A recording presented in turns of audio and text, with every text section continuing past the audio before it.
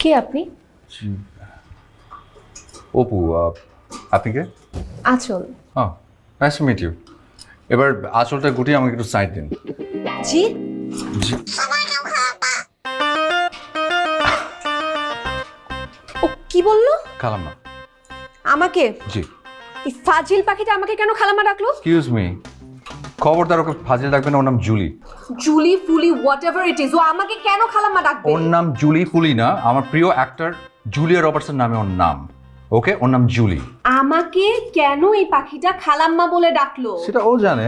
আচ্ছা ঠিক আছে, আপনি জিজ্ঞেস করতে হবে না, আমি করছি। জুলি, তুই ভদ্রমহিলাকে খালাম্মা কেন বললি রে? আপনি কি আমার সাথে ফাজলামো করছেন?